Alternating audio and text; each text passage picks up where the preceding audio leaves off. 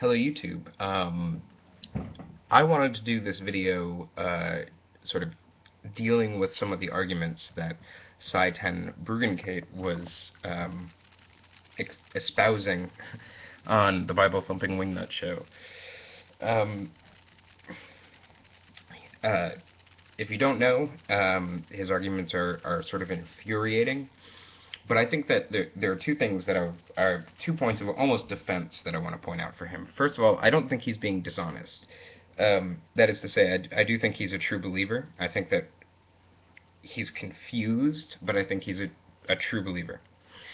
And the second point of defense, I guess, that I would apply to Sye is that he is pointing out a crack in sort of this empiricist brand of, hyper-empiricist brand of atheism. He's pointing out to the difficulty of setting things out on a foundation, and how people who don't quite know what that means or how to do it or anything like that, they don't know how to defend these things, right? Which isn't necessarily a fault of theirs, right? But it's a crack that he's pointing out, and I think that he has a very facile. I think that Sye has a very facile understanding of the subject. It's almost like he read the first 100 pages of the Critique of Pure Reason and then said, "Well, that's it, right? I have my weapons." But I don't think that he actually gets it. But Bible Thumping Wingnut is having another show with him apparently, and I have been invited, sort of, to be on it. And if I can get out of work, I'll be more than happy to go toe-to-toe with Sye, because these are topics that I know something about, and I think that I could trounce him.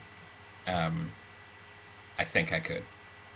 But I wanted to lay out one of the arguments that he makes and then point to the problems with it, because this is something that people have trouble with. First argument that he makes is how do you come to knowledge, right? He asks, how do you come to knowledge without God? It doesn't. You need God to what can you know? Name me one thing that you can know for certain, and then tell me how you know that. This is actually, for me, a remarkably easy question, though there's a lot of confusion about it. What he's looking for, right, is that within a sort of empiricist brand of atheism, there is a sort of scientific humility that's driven into people's heads, a sort of a fallibilism, right? And I am a fallibilist, but nonetheless, I think that he's, we all like to say, oh, I could be wrong about everything, and that's what he's looking for. It's essentially, I think it's kind of a politeness thing more than anything else. But the fact of the matter is, no, I cannot be wrong about everything that I know.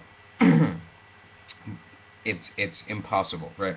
There are at least two propositions that I can make for certain, like with 100% certainty. One is that I exist, right? Now, one of the kids on that show brought it up, cogito ergo sum. He brought up Descartes' famous maxim, right? And Sye debunked this. He cited Bertrand Russell, and he claimed that Bertrand Russell made the argument that the I, and I think, presupposes my own existence, so therefore the I am is presupposed in the premise, so therefore the whole thing is circular, right? First of all, that's not the argument that Bertrand Russell makes. He misattributes that argument. The argument that Bertrand Russell makes is one that I would make too, is that the ontology of the I is then an open question, right? So what Bertrand Russell says is that, yes, this does demonstrate that there's something that's doing the thinking, that we label I, but what that is up for debate. So he says, this does prove something, but not as much as you would want it to. And I think I sort of agree. It's the same argument that Nietzsche actually makes. So you could have cited the same thing to Nietzsche. Neither of whom rest on the circularity of the argument. And then Kierkegaard actually points out that the argument is circular, but then goes on to say, well, it's really only circular if you read it as a syllogism. That is, where the I am is a conclusion of the I think, whereas what Kierkegaard wants to say is that it's actually a transcendental argument. That is, the existence of the I is presupposed by the I think, which makes it not circular, right? Or it reveals something else. Now, I think the fact, though, about the cogito that people don't understand is that that's not the argument. People don't get this. The cogito appears at least twice in Descartes' work, in the Discourse on Method and in the Meditations on First Philosophy. And the argument that circles it is that I can't deny my own existence without affirming my own existence, because the denial affirms the existence of, mind you, whatever the I is up for debate, but it refers to the existence, or it implies the existence of some kind of I, right? So what Descartes wants to say is that my existence as the positive, the contrapositive claim, my non-existence, is absurd. And I think that this is correct. And you can take it one step further. This is where I get 100% certainty from.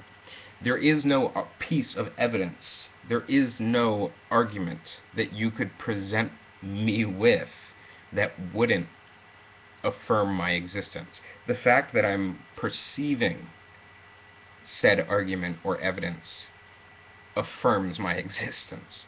And it also affirms the second claim that I want to make, and that is that there is something called experience wrapped up with the I. Whatever the relationship is, whatever the status of any particular experience that I have, is irrelevant to this point, right? There is something that we label experience that occurs in relation to the I. This is everything that I do, the fact that I'm making this video, the fact that I'm talking, the fact that I'm, when I go to the store, when I do whatever, everything that I do presupposes that there is an I, and that I has something called experience. Everything else is different levels, but those two propositions, there is no possible way to discredit them. There is no way to bring them down from 100% certainty. In fact, I would go so far as to say that a situation within which there can be no argument or evidence against a proposition is the benchmark of certainty. It's incoherent to say that you are more certain of something, right? And even the proposition "God exists" implies your existence, and it implies some kind of experience. So there is no way to deny my own existence. And if the contrapositive claim is incoherent, then the positive claim must be true. Again, 100% true.